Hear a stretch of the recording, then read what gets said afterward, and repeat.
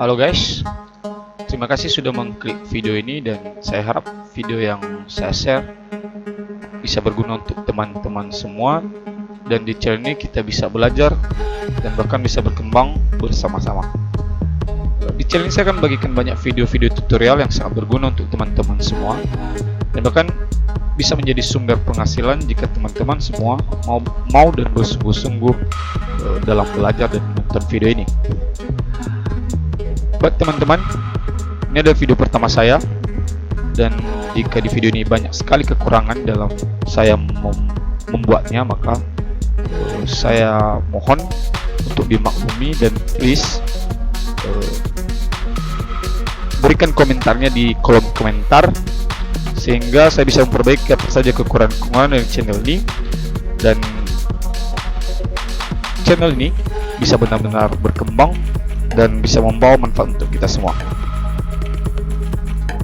Di video pertama ini saya tidak akan membagikan tutorial, saya tidak akan membagikan langsung. Saya akan mau share pengalaman saya, di mana pada saat saya baru lulus kuliah, saya mau melamar pekerjaan, saya mau mendapat pekerjaan, saya banyak mendapat penolakan baik itu dari perusahaan, dari kantor, dan semua hasilnya benar-benar nol, benar-benar nihil. Dan yang sangat membebani saya dalam saya melamar pekerjaan adalah syarat utama yang dibutuhkan oleh perusahaan ataupun kantor, yang dimana setiap kantor dan perusahaan itu membutuhkan pengalaman kerja sehingga mereka bisa tahu skill dan kemampuan yang kita tahu dengan pengalaman kerja yang sudah kita miliki. Nah, ini adalah permasalahan dari diri saya sendiri, yang dimana selama saya kuliah saya tidak pernah bekerja, saya tidak pernah magang, karena saya benar-benar fokus untuk menyelesaikan kuliah saya. Dan ternyata setelah saya selesai kuliah, saya baru sadar bahwa pengalaman kerja itu adalah hal yang terpenting dan hal yang utama yang harus kita punya selain daripada ijazah ataupun ilmu-ilmu yang sudah kita dapat dari bangku perkuliahan. Nah, singkat cerita, setelah saya mencoba beberapa perusahaan, beberapa kantor, saya mau berikan lamaran dan ternyata itu adalah nol besar, adalah saya gagal terus, dan akhirnya saya mencoba untuk tidak putus asa. Saya mencoba untuk belajar. Nah, dari sini saya mencoba membuka referensi dari Google, dari YouTube. Apa sih pekerjaan yang bisa dilakukan oleh seorang yang baru mungkin tamat SMA, tamat kuliah, dan bisa menghasilkan penghasilan. Nah, singkat cerita, di mana saya selama ini melamar di sana sini, mengajukan lamaran saya, dan ternyata saya mendapat satu ide bahwa di rumah saya punya laptop, saya juga punya sedikit skill untuk bisa mengetik. Kenapa itu saya nggak kembangkan lagi untuk menjadi sebuah hal yang bisa mendatangkan penghasilan bagi saya. Nah, di saat itu saya kemudian buka YouTube, searching, dan akhirnya saya juga beberapa kali masuk les komputer, karena keinginan saya yang besar dan tekad saya yang besar, karena saya sudah mulai putus asa dengan melamar pekerjaan dan selalu ditolak. Maka akhirnya saya belajar mengetik, yang mungkin mengetik ini adalah suatu hal yang sangat biasa-biasa menurut kita semua, dan mungkin bahkan teman-teman semua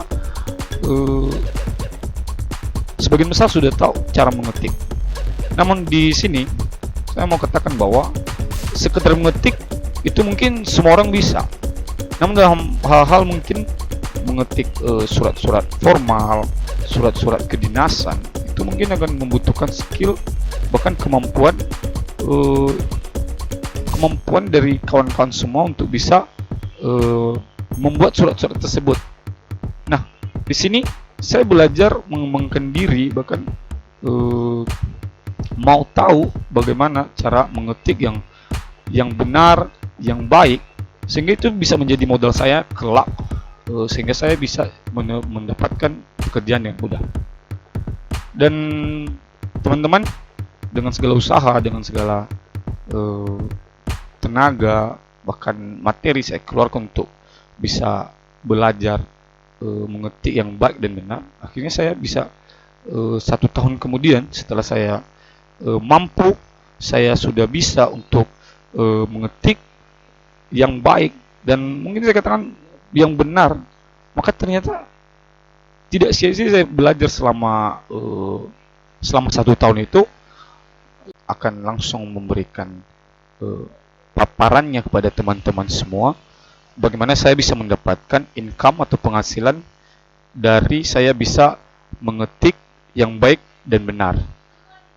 Ini benar-benar adalah sesuatu yang nyata dan saya sudah alami sendiri dan saya sudah mendapatkan pengaruh dari sana.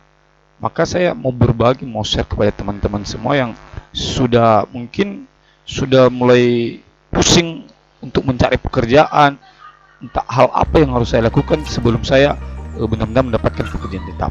Nah, ini ada kemudahan-kemudahan. Yang pertama adalah saya mempunyai kemudahan dalam mendapat pekerjaan, dan ini benar-benar real.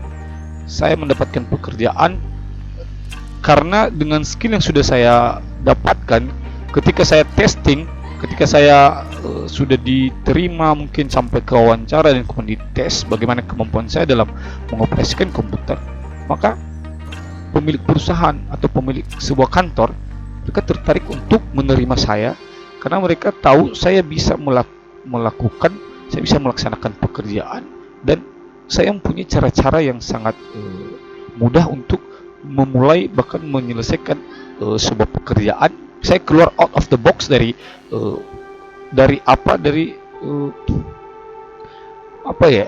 pekerjaan-pekerjaan yang biasa dilakukan oleh karyawan-karyawan biasa. Nah, itu adalah suatu kebanggaan saya dan itu suatu kelebihan saya dari pelamar-pelamar lainnya. Nah, ini hanya mencakup kemudian mendapat pekerjaan yang tadi saya dilema karena tidak mendapat pekerjaan, karena yang dulunya saya sangat susah, tapi setelah mempunyai skill, kemampuan, akhirnya saya benar-benar bisa mendapatkan pekerjaan apapun dengan sangat mudah. Nah, ini bukan bagian yang begitu menarik menurut saya. Namun di slide kedua ini, nah ini adalah alasan saya sampai sekarang ini saya masih belum mau bekerja di perusahaan ataupun kantor. Karena kenapa? Di kantor, di perusahaan, kita mempunyai sebuah tekanan yang harus benar-benar bekerja dengan sebaik-baik mungkin, dan saya mempunyai sifat bahwa saya itu mau pekerjaan yang dimana saya tidak terikat untuk melakukan pekerjaan tersebut.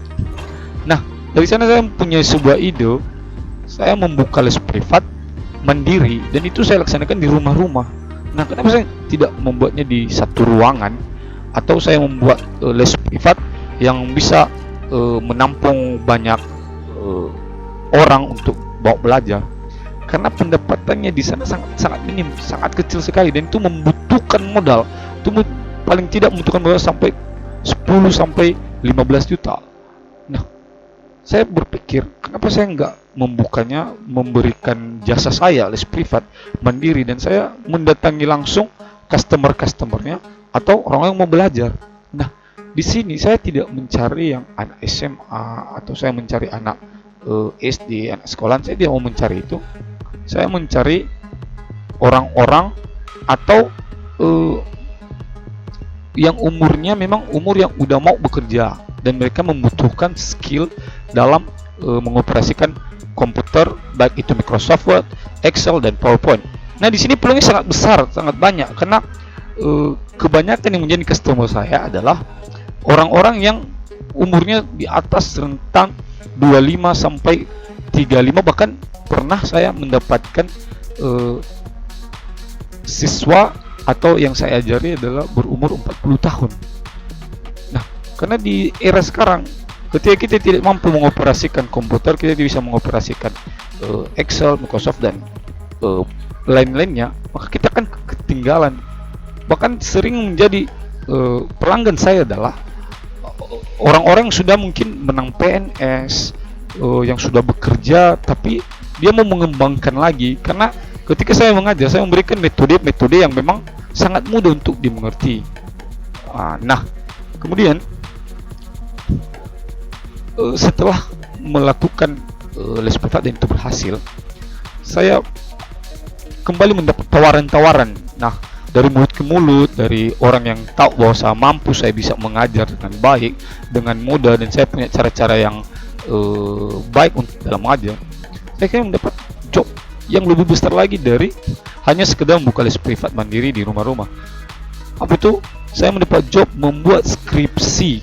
Nah, membuat skripsi memang kalau dari saya ini sangat mudah sekali. Kita tinggal mengambil referensi dari buku, dari Google.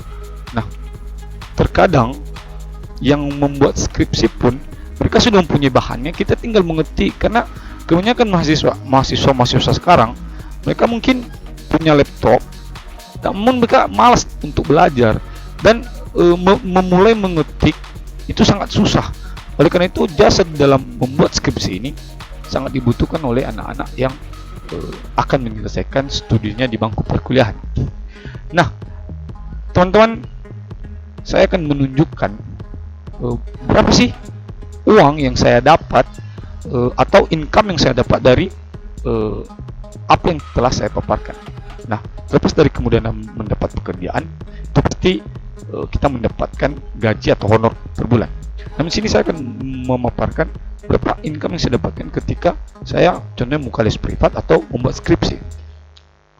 Nah, di sini penghasilan saya dalam membuat skripsi adalah, nah ini dia, jangan kaget, saya pernah mendapatkan 10 skripsi, dan itu memang rentangnya bukan per bulan, tapi ini adalah penghasilan saya setiap 6 bulan sekali. Nah, saya bisa mendapat job sampai 10 skripsi, dan itu dihargai sebesar 3 juta per skripsi. Nah, memang ini adalah pekerjaan yang sangat susah. Namun ketika kita punya skill, kita punya referensi yang banyak, maka ini tidak akan pernah mustahil. Mungkin dari orang saya mendapat 5, 4, 3, 2, namun seiring dengan saya mempunyai konsistensi dan yang saya buatkan skripsinya merasa nyaman, maka tidak tertutup kemungkinan saya mendapat income sampai 30 juta, dan itu real sudah saya dapatkan dari hanya membuat skripsi. Kemudian bukan hanya dari skripsi, seperti yang saya katakan di awal tadi, saya juga mempunyai income dari penghasilan mengajar les di rumah-rumah. Nah, kenapa tadi saya katakan bahwa saya tidak mengejar yang saya privatkan, saya ajari adalah anak-anak sekolahan atau anak SMA atau anak-anak kuliah? Itu karena mereka itu tidak mampu membayar saya dengan harga yang lebih tinggi. Namun ketika saya mencari customer yang berumur lebih dari 25 tahun yang sedang mencari pekerjaan, bagaimana pekerjaan, dan membutuhkan skill secara instan atau secara cepat, maka mereka berani membayar berapapun. Nah, sampai sekarang saya sudah mematok harga untuk setiap yang mau belajar di saya, yang saya datang ke rumah untuk mengajari mereka. Saya sudah pasang tarif sebesar 800.000 per orangnya, dan itu per bulan. Bahkan pernah saya buat menjadi per paket. Istilah per paketnya adalah selesai Microsoft Word, Anda sudah harus bayar 800.000. Selesai Excel, Anda bayar 800.000 lagi, dan begitu seterusnya sampai dia bisa dan mahir dalam hal mengetik. Nah, kok kecil banget bang? Ini hanya sebulan dapat 800.000. Oh, ini estimasi satu orang. Bagaimana jika Anda dalam satu bulan mendapat job 4 atau 5 orang? Maka jangan kaget ketika Anda mendapatkan penghasilan per bulan itu bisa mencapai 3 juta.